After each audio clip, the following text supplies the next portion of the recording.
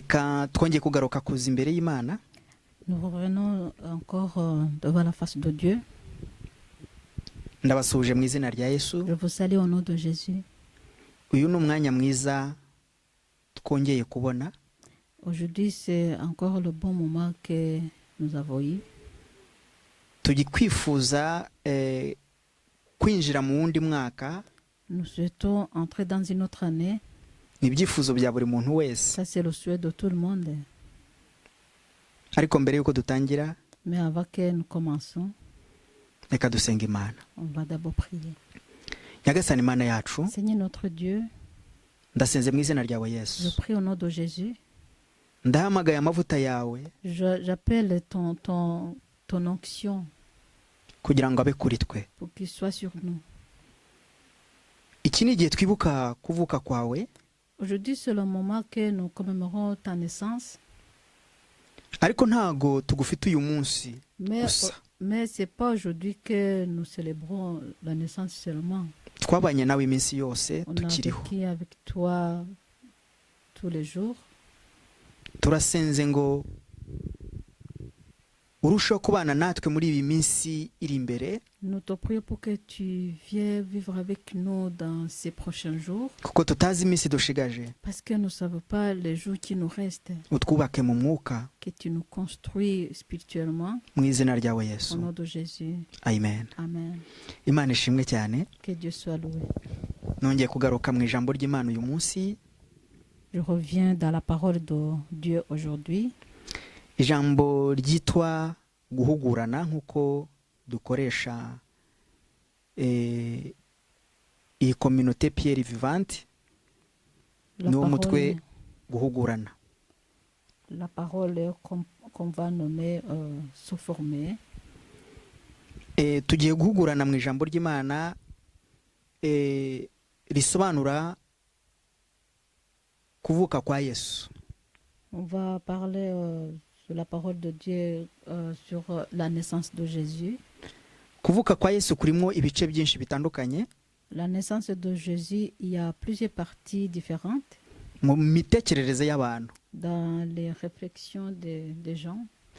Ariko ubundi ni uburyo bumwe. Mais normalement, c'est une seule manière. Ntago Yesu avuka buri mwaka. Jésus ne naît pas tous les jours ou chaque année. Nta nubwo yewe nitwinjira no muri Bibiliya, ntago Bibiliya yerekana ko ari uyu munsi Yesu yavutseho.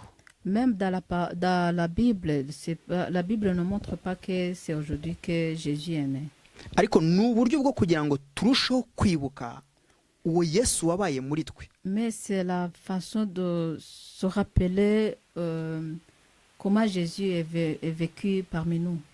Bivuga ngo Yesu ntago ari buze mu buzima bwawe uyu munsi. Ce qui veut dire que Jésus ne va pas venir dans ta vie aujourd'hui. Asanzwe akurimo. Il est toujours en toi. Ahubwo iki ni igihe Mais aujourd'hui, c'est le moment wongera gutekereza ko ari muri wowe mu by'ukuri. c'est le moment que tu penses encore que Jésus est en toi réellement. Afite ubuzima muri wowe. Il a la vie en toi. Est-ce que nawe ufite ubuzima muri we? Est-ce que toi, tu as la vie en lui aussi? Bivuga ngo iri ni itangiriro ryo gutekereza. Donc, ça veut dire que ça, c'est le commencement de réflexion ou de réfléchir. Niyo mpamvu abantu benshi bakubwira C'est pourquoi beaucoup de gens te disent, iri ni ivuka rya Yesu, ça c'est la naissance de Jésus. uyu munsi avukire muri wowe. Aujourd'hui, qui naît, c'est en toi. Igihe wamwemeraga Le moment où tu l'as accepté, niwo munsi yavukiye muri c'est wowe. le moment que Jésus est né en toi. Ntabwo ari uyu munsi. C'est pas aujourd'hui. Ahubwo uyu munsi aragomeza, aracyari muri wowe. Mais aujourd'hui, il continue à être en toi. Aracyafite ubushobozi muri wowe. Il a toujours la puissance en toi. Aracyakorana nawe. Il travaille toujours avec toi. Aracyakuyobora. Il continue à te diriger. Aracyari mu nzira mu buzima bwawe. Il est toujours dans ta vie. Ndagira ngo utekereze. J'aimerais bien que tu réfléchisses. Ijambo ry'Imana riratubwira La parole de Dieu nous dit, Yesu yaje mube ariko ntibamwemera. Jésus est venu parmi ces gens, mais les gens ne l'ont pas accepté. Ni ryari yesu aza muri wowe ntumwemere? Quand est-ce que Jésus vient en toi et que tu ne l'acceptes pas? ni ryari yesu ashaka gushyira ubuzima muri wowe ntiwemere? Quand est-ce que Jésus veut mettre la vie en toi et que toi tu ne l'acceptes pas? hari ibintu byinshi mugenda mubona mu buzima. Il y a beaucoup de choses que vous voyez dans la vie. uyu munsi ni umunsi abantu bari butange amakado bagafeta bakarya bakanywa. Aujourd'hui, c'est le moment où les gens vont se changer les cadeaux, ils vont fêter, ils vont manger, ils vont boire. njye ntabwo ariko mbitekereza, Mais moi, je ne pense pas ça comme ça. ahubwo uyu ni umunsi wo kugira ngo nitekerezeho. Mais par contre, c'est le jour que je dois penser à moi. yesu mpagaze nte muri we uyu munsi? Comment je suis avec le Jésus aujourd'hui. yesu ariho buri munsi, Jésus est là tous les jours. arakora buri munsi, Il travaille tous les jours. araguhamagara buri Il munsi, t'appelle tous les jours. arashaka kumenya ibyawe buri munsi. Il veut connaître ce qui te concerne tous les jours. reka turebe muri matayo On va voir dans Matthieu, igice cyaho cya mbere. Matthieu chapitre 1. turasoma duhereye ku murongo wa 18. On va commencer par verset 18. imana ibaha umugisha. Que Dieu vous bénisse. kuvuka kwa yesu uko kwagenze gutya: nyuma mariya yari yarasabwe na yosefu, ariko yari ataramurongora ngo babane, babona afite inda y'umwuka wera. nyuma ngo dusomere mu gifaransa. La naissance de Jésus-Christ. Voici de quelle manière arriva la naissance de Jésus-Christ. Marie, sa mère, ayant été fiancée à Joseph, se trouva enceinte par la vertu du Saint-Esprit avant qu'ils eussent habité ensemble. imana idufashe cyane. Que Dieu nous aide beaucoup. uyu mugabo Cet homme, tugiye mu buryo bw'umubiri yarahuye n'ikigeragezo. cet homme Joseph, si on le voit d'une façon physique, Joseph a été dans les épreuves. yasabye umukobwa, yaramukunze, Lui, il a aimé une fille, il l'a fiancée, ariko agiye kumva yumva ko wa wundi yakunze aratwite. et puis il a entendu que la fille qu'il a aimée, la fille est enceinte. ni ikintu gikomeye, C'est quelque chose de très difficile. Hein? ni ikintu kwibaza no kugisobanura bigoye. C'est quelque chose, même pour se demander et même expliquer, c'est difficile. imana idufashe cyane. Que Dieu nous aide beaucoup. hano ku murongo wa 19, reka dusome ku murongo wa 19. On va lire au verset 19 aussi. umugabo we yosefu kuko yari umukiranutsi kandi adashaka kumukoza isoni ku mugaragaro, yigira inama yo kumubenga rwihishwa. dusomere mu gifaransa. Joseph, son époux, qui était un homme de bien et qui ne voulait pas la diffamer, se proposa de rompre secrètement avec elle. urumva wa mugabo Vous le comprenez, hein? ngo yigira inama yo kumubenga rwihishwa. Il s'est proposé de rompre avec elle secrètement. ntabwo yashakaga kumukoza isoni, Il ne voulait pas la diffamer. ntiyashakaga kugaragaza uburyo uwo yasabye yatwaye inda, Il ko voulait- ntiyabyumvaga. il ne voulait pas montrer comment une fille qu'il avait aimée et la fiancée a été enceinte. ni urugamba. C'est un combat. ku murongo wa 20, Au verset 20, akibitekereza marayika w'umwami imana amubonekera mu nzozi ati: yosefu mwene dawidi, witinya kurongora umugore wawe mariya, kuko imbuto imurimo ari iy'umwuka wera. Amen. icyamukonvetse dusomere. Comme Non. il pensait, voici un ange du Seigneur lui apparut en songe et dit: Joseph, fils de David, ne crains pas de prendre avec toi Marie, ta femme, car l'enfant qu'elle a conçu vient du Saint-Esprit. imana idufashe cyane. Que Dieu nous aide beaucoup. Uyu munsi kigukonveka ko Yesu ari muri wowe Aujourd'hui, quelque chose qui te convainc que Jésus est en toi, ni imirimo yawe. c'est tes œuvres. Yosefu nawe icyamukonvetse Joseph aussi, quelque chose qui l'a convaincu, ni ugukiranuka kwari kuri muri we. c'est son intégrité qui était à lui. Gukiranuka kwari muri we L'intégrité qui était à lui, kwamuteye gukora ibintu mu kinyabupfura. ça l'a fait pousser de faire les choses calmement. Muri cya kinyabupfura niho Imana yamwoherereje marayika umwereka ukuri. Dans sa sagesse, c'est là où Dieu lui a envoyé un ange pour lui montrer la vérité. Mu rukundo ukunda Imana, Dans l'amour que tu aimes Dieu, mu cyubahiro uha Imana, dans l'honneur que tu donnes à Dieu, aho niho Imana iri bugukonveke, c'est là où Dieu va te convaincre. niho Imana iri bukwemeze. C'est là où Dieu va te convaincre. Ahangaha Imana imaze gusanga Yosefu, Ici, lorsque Dieu est venu visiter Joseph par son ange, cyari ikintu kidasanzwe kuko Bibiliya yatubwiye ku murongo wa 18 ngo yari umukiranutsi. c'était quelque chose d'extraordinaire parce qu'au verset 18, la Bible nous a dit que Joseph était un homme bien. Pardon, mbabare ni ku murongo wa 19. Ku murongo wa 19 Au verset 19, niho Imana niho yibwiye yaratekereje muri we. donc ici au verset 19, c'est là où Joseph lui-même, il a pensé lui-même, Ngomba kumureka. il a pensé de rompre avec Marie. Ni iki kigukonveka gukunda Imana? Et toi, qu'est-ce qui te convainc pour aimer Dieu? Ni iki kigukonveka se kureka ibyaha? Et toi, qu'est-ce qui te convainc pour laisser les péchés? Ni iki kigukonveka guhitamo inzira y'ukuri? Qu'est-ce qui te pousse qui vient pour te convaincre de choisir le bon chemin? Kuko Yosefu cyatumye aba umunyakuri. Parce que ce qui a fait que Joseph devient un homme qui dit la vérité, Nuko yari mu Mana mu kuri kw'Imana. c'est parce qu'il était dans la vérité de Dieu. Yari honnête imbere y'Imana. Il était honnête devant Dieu. Yari umukiranutsi. Il était un homme intègre, un homme bien. Reka dusome ku murongo wa 21. On va lire verset 21. Azabyara umuhungu uzamwite Yesu. Uzamwite Yesu. Kuko ari we uzakiza abantu be ibyaha byabo.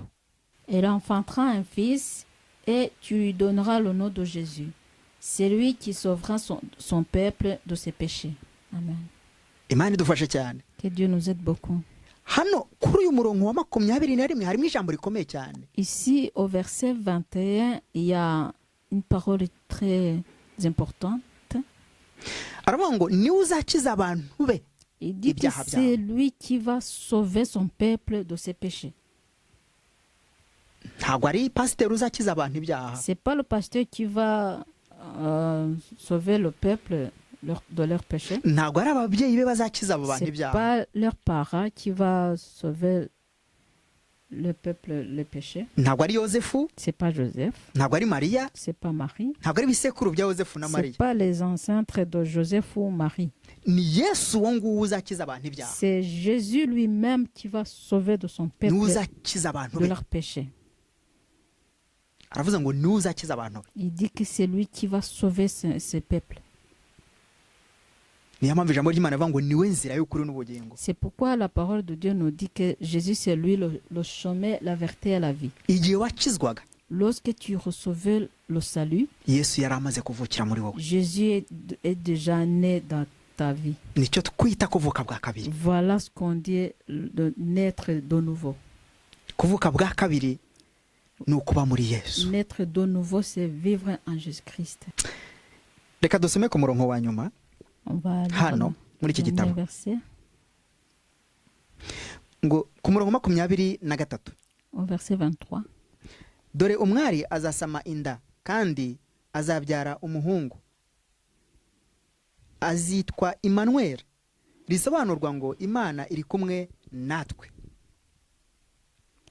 Voici, la Vierge sera enceinte, elle enfantera un fils, et on lui donnera le nom d'Emmanuel, ce qui signifie Dieu est avec nous. Imana idufashe cyane. Que Dieu nous aide beaucoup. Iyo uri muri Yesu, Lorsque tu es en Jésus-Christ, uba uri kumwe n'Imana. tu es avec Dieu. Ntabwo uri kure y'Imana. Tu n'es pas loin de Dieu.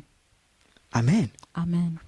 Yesu niwe nzira Jésus est le chemin mu bantu be, parmi ses peuples, muri wowe nanjye. en toi et à moi. Imana iguhe umugisha. Que Dieu te bénisse. Ndagira ngo utangire wibaze, J'aimerais bien que tu commences à te demander, uyu munsi aujourd'hui, Yesu ari kumwe nawe? Jésus est avec toi. Yesu atuye mu buzima bwawe? Jésus habite dans ta vie. Yesu afite ijambo mu buzima bwawe? Jésus a une parole en toi. Yesu ari muri famiye yawe? Jésus est dans ta famille.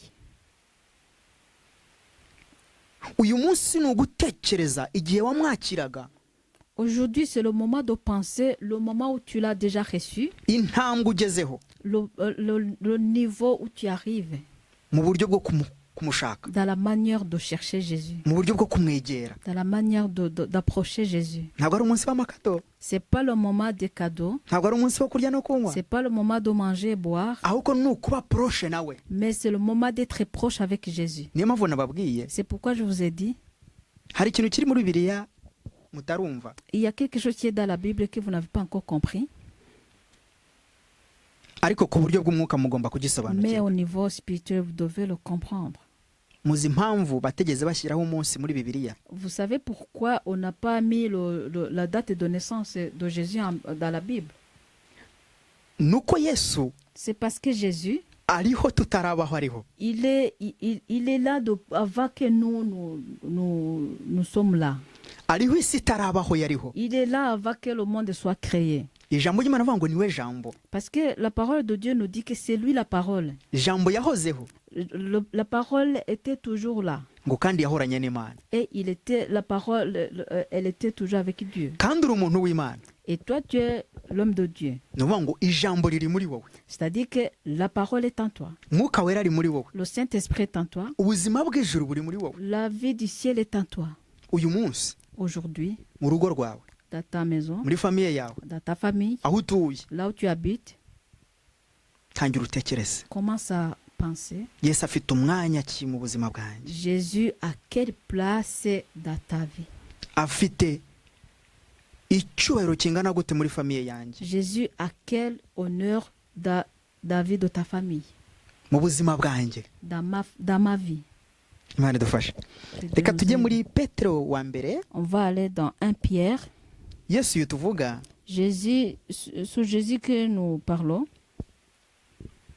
uyu nguyu niwo isi yanze c'est celui que le monde n'a pas aimé. na n'uyu munsi harimo abataramwemera. Jusqu'aujourd'hui, il y a des gens qui ne l'ont pas encore accepté. Imana idufashe. Que Dieu nous aide. Ngo niwe buye rikomeza imfuruka b'isi banze. C'est lui, le pierre qui édifie l'angle que le monde n'a pas aimé. Ubuzima na fondasiyo ni Yesu. La vie et la fondation, c'est Jésus. Ubuzima bufite intego no kuba muri Yesu. La vie qui a l'objectif, c'est de vivre en Jésus-Christ. Turasoma mu gice cyawo cya kabiri. On va lire dans 1 Pierre chapitre 2. Turasoma mu gice cya kabiri ku murongo wa kabiri. Verset 2. Mumere nk'impinja zivutse vuba, mwifuze amata y'umwuka adafunguye, kugira ngo abakize abageze ku gakiza. Kugira ngo abakize abageze ku gakiza. Amen. Désirez comme des enfants nouveau-nés le lait spirituel et pur, afin que par lui vous croissiez pour le salut. Amen. Nutekereza ko Yesu yavutse uyu munsi, Si tu penses que Jésus est né aujourd'hui, utangira utekereze ko ari buguye.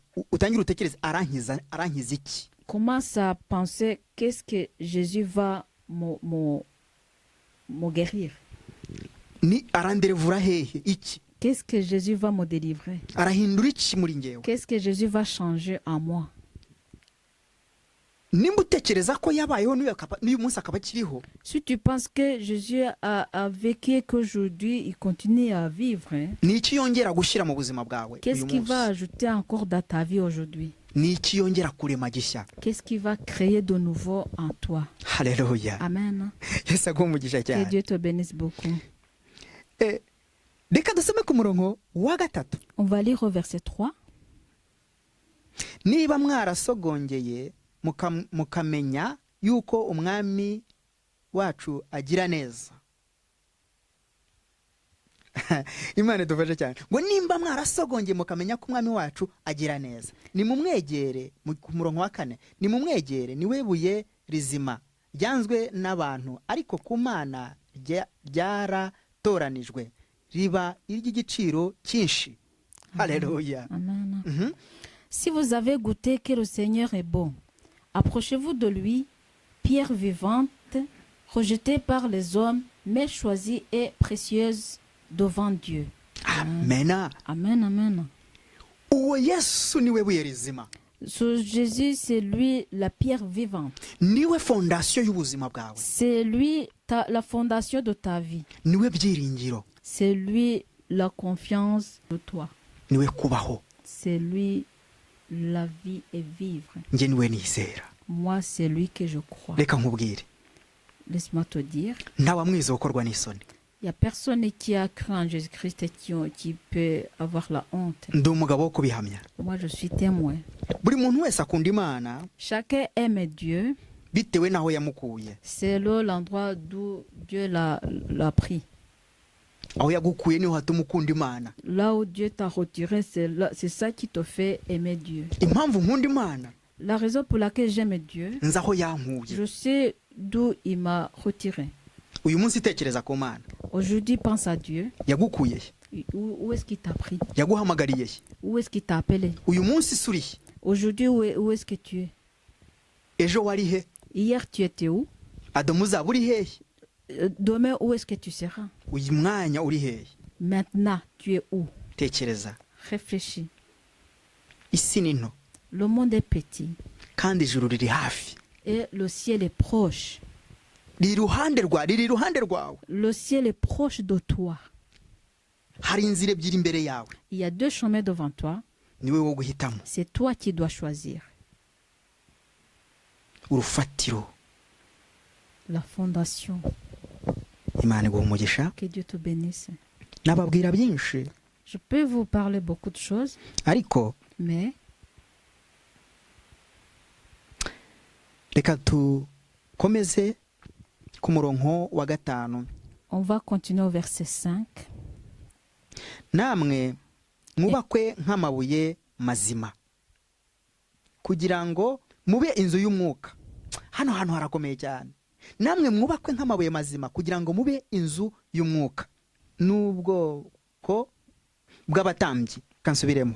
Namwe mwubakwe nk'amabuye mazima kugira ngo mube inzu y'umwuka, n'ubwoko bw'abatambyi bwera bwo gutambirwa ibitambo by'umwuka bishimwa n'Imana ku bwa Yesu Kristo. Imana iduhe umugisha cyane. Dusomere mu Gifaransa. Et vous-même, comme des pierres vivantes, édifiez-vous pour former une maison spirituelle, un seul sacerdoce, en fait d'offrir des victimes spirituelles agréables à Dieu par Jésus-Christ. Amen.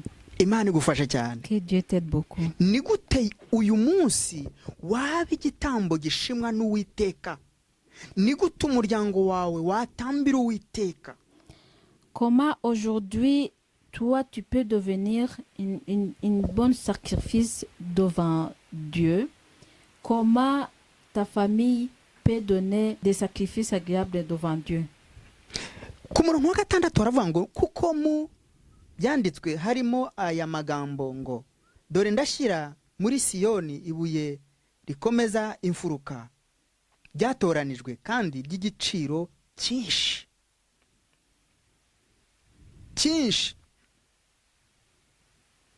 kandi uryizera ntazakorwa n'isoni.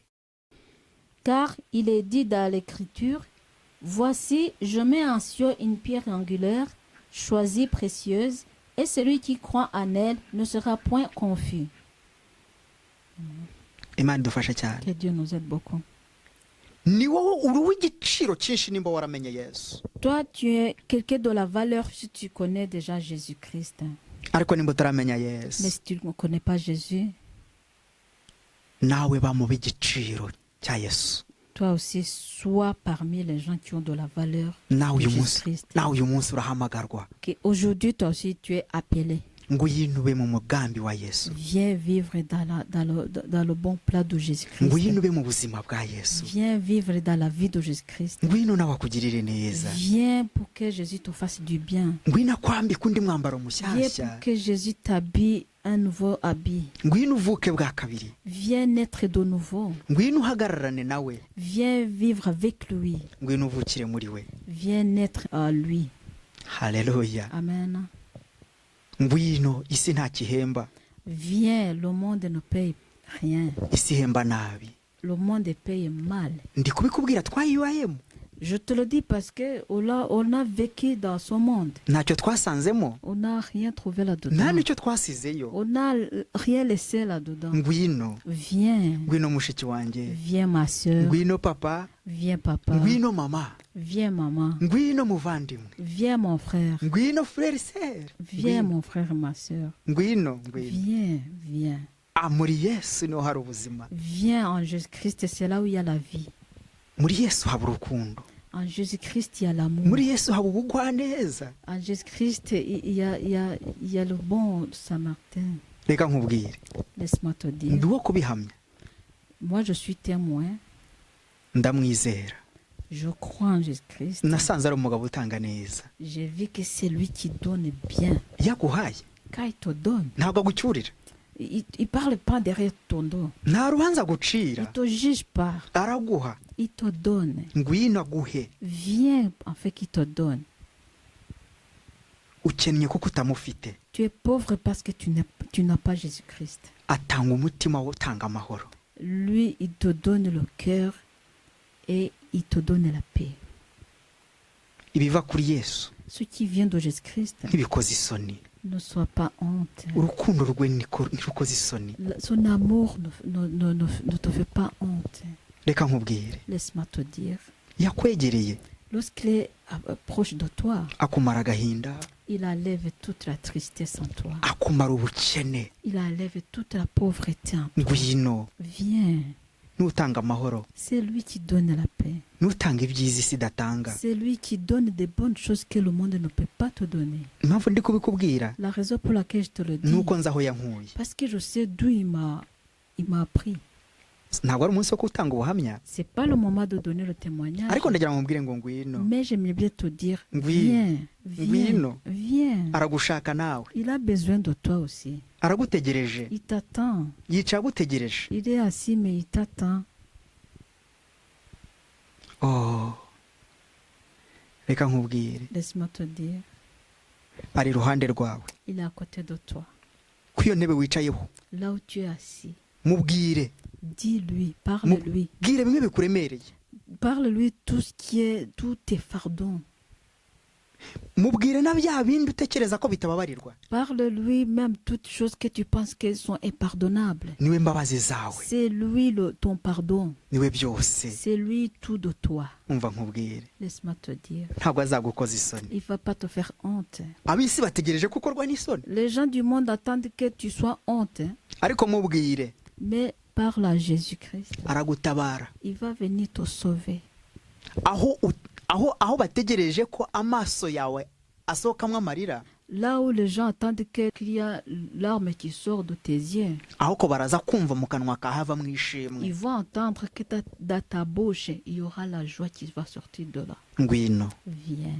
ngwino akuvura ibyo bikomere Viens, by'umutima, il va te soigner toutes tes blessures. ngwino akuvura ibikomere by'umubiri. Viens, il va te soigner toutes les blessures de ton Sinzi corps. ibyagukomerekeje, Je ne sais pas ce qui t'ont blessé, ariko mubwire mais parle à lui. aho uryamye, Là où tu te couches, muri iyo nzu urimo, même là, dans la maison là où tu es. mubwire muri iyo modoka uri kugendamo, Parle à lui, même dans la voiture là où tu es en train de rouler. mubwire aho uri hose ari kumwe nawe, Parle à lui, quel que soit l'endroit où tu es. Jésus est avec toi. ategereje ijwi Il ryawe, attend ta voix. kuko ateze amatwi ngo akumve. Il n'attend que ta voix parce qu'il t'écoute. Wowe witinda, mubwire gusa, Toi, ne traîne pas. Parle-lui seulement. mubwire. Parle-lui seulement. Bakubwiye ko ari pasiteri ugomba kubanza kubwira? On t'a dit que c'est d'abord le pasteur que tu dois parler. No, Non. bwira Yesu wawe ari iruhande rwawe. Parle à Jésus, il est à côté de toi. Reka nkubwire, Laisse-moi te dire. araguha igisubizo vite. Il va te donner la réponse très vite.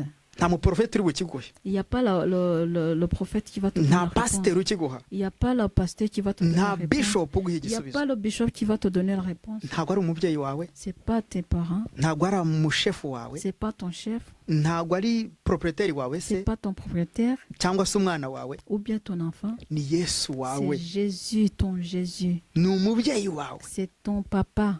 yaje kuguha ubuzima. Il est venu pour te donner la vie. Mubwire, Parle-lui. nimba ubwira abana bawe bakakumva, Si tu parles à tes enfants qui t'écoutent, nimba n'abana bawe nawe bakubwira ukabumva, et si tes parents si tes enfants te parlent et que toi aussi tu les écoutes, bwira Imana irakumva, parle à Dieu, il va t'écouter. bwira Yesu arakumva, Parle à Jésus, il va t'écouter. nk'uko wumva abandi Comme tu entends les autres aussi. niko Yesu ari bukumve. Comme tu écoutes les autres aussi, Jésus aussi va t'écouter.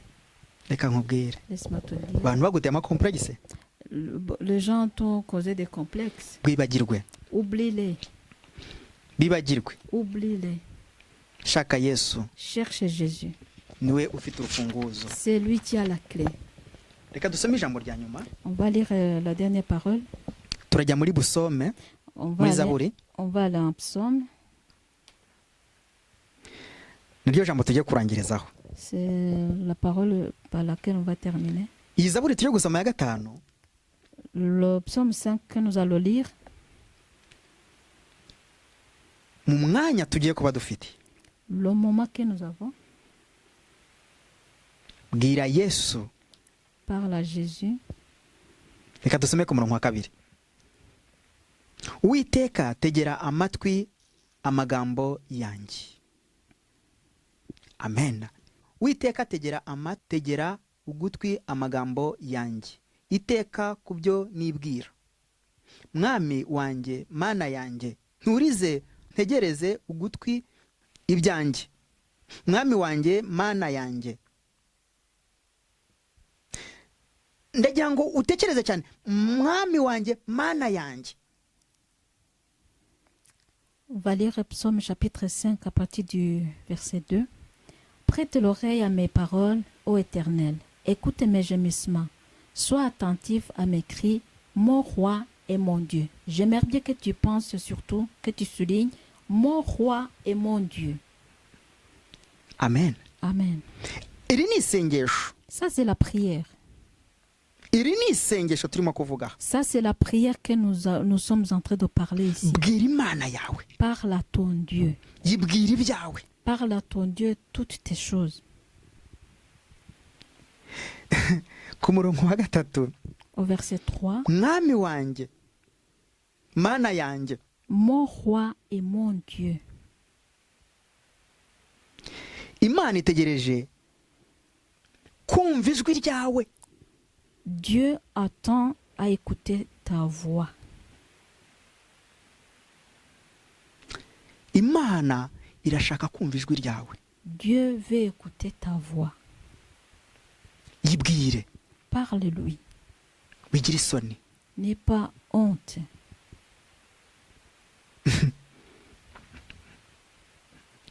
Niyo usenga, C'est lui que tu pries. niyo uri gushaka. C'est lui que tu cherches. Nubwira umuntu araguseka, Si tu parles à quelqu'un, il va se moquer de toi. ariko yibwire, Mais parle à Dieu. yiteguye kukumva. Il est prêt pour t'écouter. Tega ugutwi, Prête ton oreille. nayo iguteze ugutwi. Lui aussi prête son oreille à toi. Yibwire, Parle-lui. wigira isoni. N'aie pas honte. Ku murongo wa 4, Au verset 4, Uwiteka, mu gitondo nzajya wumva ijwi ryanjye. Umve neza, ugomba kubwira Imana ikumvisha ijwi ryawe. tu dois parler à Dieu en fait qu'il écoute ta voix. Mu gitondo nzajya nerekeza gusenga kwanjye kuri wowe, mbe maso ntegereje. Au verset 4, Éternel, le matin tu entends ma voix. Le matin, je me tourne vers toi et je regarde. Imana irakumva umunsi wose. Dieu t'écoute toute la journée. Irakumva mu gitondo na nimugoroba. Il t'écoute le matin, il t'écoute le soir. Irakumva buri mwanya. Il t'écoute à chaque instant et à tout moment. Uko uyibwiye niko ikumva. À chaque fois que tu lui parles, il t'écoute. Aho uyishakiye niho À igusanga. chaque endroit où tu le cherches, il te retrouve là. Reka nkubwire, Laisse-moi te dire, ngiye burya sinyangira isoni moi j'ai pas honte so kukubwira urukundo rw'Imana. de te parler l'amour de Dieu. Impamvu nkubwira urukundo rw'Imana La raison pour laquelle je te parle l'amour de Dieu, ni uko nzi aho rwankuye, c'est parce que je sais d'où il m'a retiré. nzi aho navuye. Je sais d'où je viens. Impamvu ndatinya kubwira Imana ibyanjye, La raison pour laquelle j'ai pas honte de parler à mon Dieu Nous- tout ce qui me concerne, iranzi, il me connaît. nanjye ndi kuyishaka, Moi aussi, je suis en train de le chercher. iranyumva. Il m'écoute. Nta mubyeyi ndi bubwire, Je parle à aucun parent, ariko ndabwira data, mais je parle à mon papa, mon uwo ni Dieu. Yesu Kristo, C'est ça, Jésus-Christ. niwo umpa ubuzima, C'est lui qui me donne la vie. uwo ntanjija. Celui-là ne me juge pas. Iyo mubwira sinkorwa n'isoni, Quand je le parle, j'ai pas honte. Hein. nawe ntugomba gukorwa Toi n'isoni. aussi, tu dois pas avoir honte de lui parler. Mubwire, Parle-lui. reka nkubwire, Laisse-moi te dire. Hein. ntago nirarira kuri we. Moi, je me montre pas que je suis capable devant lui. Non. No, hari ibyo ndashoboye kandi ashoboye. Il y a des choses que moi, je suis incapable, mais lui, il est capable de ça. Kandi n'ibyo nshoboye niwe unshoboza. Et même quand pour les choses que je suis, par lesquelles je suis capable, c'est lui qui me fait capable. Reka nkubwire, Laisse-moi te dire. abantu bakubwiye ko utazi gusenga, Les gens te disent que tu ne sais pas prier. urashoboye. Tu es capable. Abantu bakubwiye ko utazi kubwiriza, Les gens te disent que tu ne sais pas prêcher. Yesu arashoboye muri wowe. Jésus est capable en toi. Abantu bakubwiye yuko rwose atari ibyawe ibyo, Les gens t'ont dit que vraiment ces choses-là ne sont pas pour toi. ni ibyawe. Ces choses-là sont à toi. Uyu ni umunsi wawe, Aujourd'hui, c'est ton jour kumenya ibyiza. de connaître des bonnes choses. Ahari n'uyu munsi Imana igushaka. Peut-être que c'est aujourd'hui que Dieu te cherche. Ukuri, ukuri, La vérité. ukusa, ukumeze, Donc, la vérité, la manière dont tu ressembles, la manière dont tu es, niko Imana igushaka. c'est comme ça que Dieu te veut. Nturangize umwaka wa 2020 Ne termine pas l'année 2020 ukiri mu negatifu. en ayant un négatif. No, Non, no, en étant négatif. Non. bisiga inyuma, Laisse toutes ces choses négatives derrière toi. reba imbere, Regarde devant toi. gira kwizera, Ayez la foi en toi. rwanirira kwinjira mu murongo wawe. Essayez de te battre pour aller dans ta ligne. Nta muntu uri bukurwanirire, Il n'y a personne qui va venir pour t'aider à combattre. ni wowe urwana. C'est toi-même qui vas combattre. Injira. Entre. Abantu babwira ngo imiryango ni wowe ufungura. Que les gens ne te Komanga, disent bwira pas, Imana. que les gens ne te disent pas que les portes sont fermées. Non, c'est toi qui vas ouvrir. Frappe seulement. Fungura ururimi rwawe uvuge. Ouvre la bouche et tu parles. Ndagira ngo nkubwire J'aimerais ibintu te bibiri. parler de choses. Ikintu cya mbere, La première chose, urangize uyu mwaka wihana, que tu termines cette année en se repentant. wisuzume, Que tu te testes toi-même. wijije wowe ubwawe, Que tu te juges toi-même. ubwire Imana ngo mbabarira hano. Et que tu dis à Dieu, Seigneur, pardonne-moi de ce côté-là.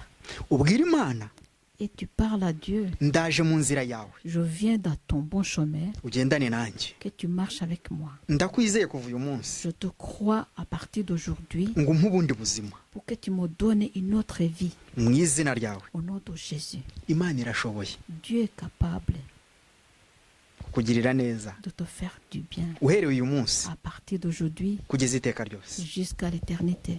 Reka nkubwire ngo Laisse-moi te dire que korona yahinduye imitima y'abantu n'ibintu, le corona a changé beaucoup de cœurs des gens et même les choses ont changé. ariko ntimuhindure kwizera. Mais il ne faut pas changer la foi en vous. Ntureke Imana ngo nuko korona yaje. Il ne faut pas abandonner Dieu parce que le corona est venu. No, Non. ahubwo urushaho gukunda Imana. Mais sois encore plus fort pour aimer Dieu. Ushobora kuba warabuze akazi, C'est possible que tu n'as pas encore trouvé du travail. muri ibyo byose hari icyo Imana ishaka kukwigisha. Dans toutes choses là, Dieu veut t'apprendre quelque chose. Ushobora kuba wabuze umuryango wawe, C'est possible que tu as perdu ta famille. muri ibyo byose wowe uracyariho, Dans tout ça, toi, tu es encore vivant. haracyari ibyiringiro, Il y a encore de l'espoir. hari ubundi buzima. Il y a une autre vie. Bwira Imana yawe, Parle à ton Dieu. ni iki cyatumye nsigara abandi bakagenda? Qu'est-ce qui m'a fait que je reste et que les autres sont partis? Icyo cyatumye usigara Ce qui a fait que toi tu restes, nicyo kizatuma Imana irema, c'est ça qui va faire que Dieu crée encore quelque chose. nicyo kizatuma Imana irema ubundi buzima muri wowe. C'est ça qui va faire que Dieu crée encore une autre vie en toi. Imana yashaka kurema andi mahirwe. Dieu veut encore créer une autre chance. Yesu akugirire neza. Que Jésus te fasse du bien.